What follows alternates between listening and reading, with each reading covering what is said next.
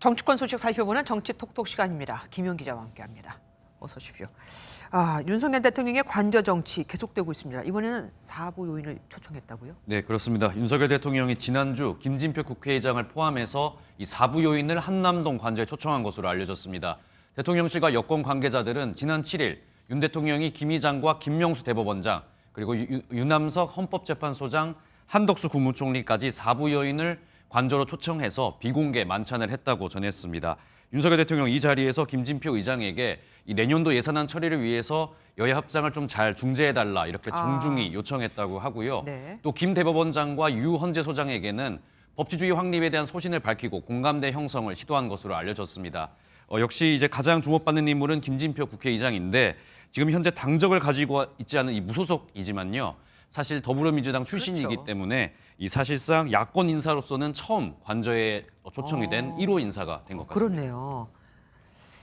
그리고 이번에는 민주당 소식으로 가보겠습니다. 민주당 이상민 장관 탄핵안을 놓고 내부에서 좀 다른 얘기가 나오고 있습니다. 네, 그렇습니다. 최재성 전 청와대 정무수석 발언인데요. 최 전 수석 오늘 한 언론과의 인터뷰에서 이 탄핵 소추를 안 했으면 좋겠다 이렇게 이야기를 하면서요. 해임 건의안 등은 할 수 있는 이야기지만 이상민 장관을 해임해야 하는 이유가 뭐냐 이렇게 되묻는 모습을 보였습니다. 네. 대표적 친문 인사인 최 전 수석이 사실상 이재명계가 주도하고 있는 탄핵안에 반대 목소리를 낸 것인데요. 그렇네요. 예, 예. 네, 그렇기 때문에 당내에서 친명계와 비명계 갈등이 다시 한번 표출됐다는 분석이 나오고 있습니다. 또 탄핵안뿐 아니라 이재명 대표의 사법 리스크에 대해서도 당내에서 다른 목소리가 나오고 있는 상황인데요.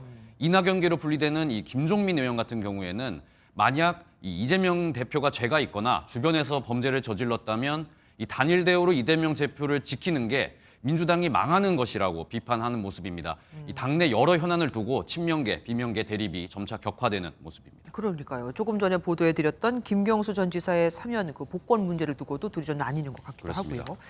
어쨌든 당내부가 이렇게 시끄럽지만 이재명 대표가 오랜만에 공개 행보를 하던데 맞습니까? 네, 그렇습니다. 이재명 대표와 이 민주당 지도부 오늘 오후 이 국민 속으로 경청 투어라는 이름으로 충청도를 찾았습니다. 이재명 대표 최근 국회 일정만 소화를 하면서 지역 일정은 최소화했었는데 말씀하신 것처럼 오랜만에 민생 행보에 나서는 모습이었습니다.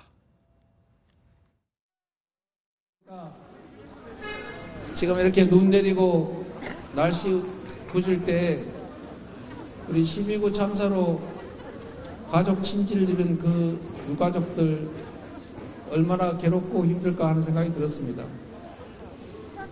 나라는 국민의 아픈 곳을 매만져주고 넘어진 국민들을 이렇게 세우는 것 아닙니까?